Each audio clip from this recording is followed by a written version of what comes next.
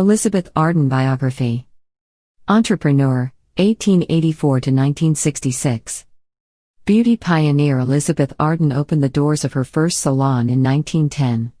Her company expanded internationally and changed the face of women's cosmetics. Synopsis. Elizabeth Arden was born in Canada in 1884. She opened her first salon in New York City in 1910. Arden was instrumental in making the use of cosmetics respectable. By 1915, she was selling her products internationally and her company was on its way to becoming a global brand.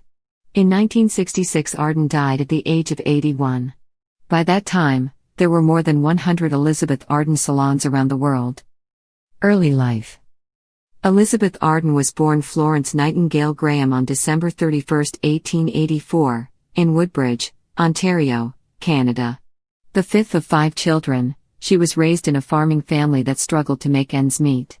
To help support her family, Graham worked odd jobs as a youth, then studied nursing, becoming interested in the lotions used in burn treatments, and worked as a secretary for a short time before emigrating from Canada. In 1908, Graham settled in New York City, where she landed a job as an assistant to a beautician named Eleanor Adair. After gaining valuable industry experience, in 1910 Graham invested $1,000 to start a salon with a partner, Elizabeth Hubbard. The business was located on Fifth Avenue. Creating a global brand. By 1914 Graham's partnership with Hubbard had dissolved, but she opted to remain in the beauty industry. She also began using the same name as her salon, Elizabeth Arden. Working to grow her business, Arden had a team of hired chemists to develop the face cream and lotion that would become the first items in her new line of beauty products. At that time, makeup was more associated with prostitutes than with respectable women, and Arden devised a marketing campaign to change the public's view of beauty products. Helping Arden was the fact that, as the close-up became a regular feature in movies, makeup became more socially acceptable. By 1915, Arden's brand was expanding and she began to make sales on the international market. In 1922 she established a Parisian salon, and later opened businesses in South America and Australia as well. By the 1930s, the company was doing so well that it even managed to flourish during the Great Depression, bringing in more than $4 million a year. Arden's accomplishments. In addition to being an entrepreneur, Arden was a dedicated suffragette. In 1912, she participated in a march for women's rights. The 15,000 suffragettes she marched with wore red lipstick as a sign of solidarity, lipstick that was supplied by Arden.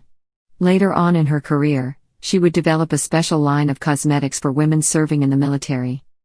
Arden also paved the way for many beauty products that are now commonplace, including travel-size items.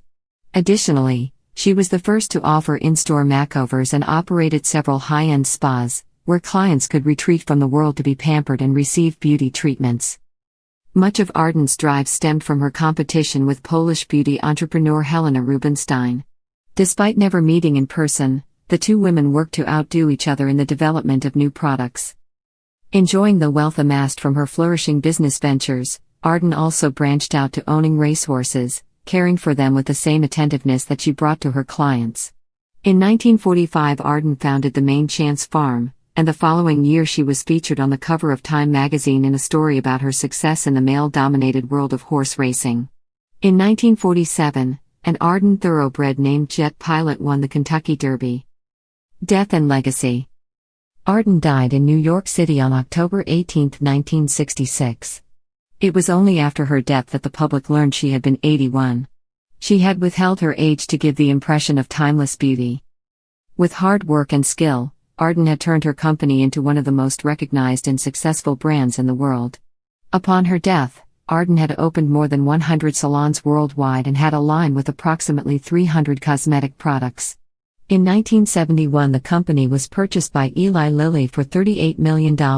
Today its estimated value is more than $1.3 billion.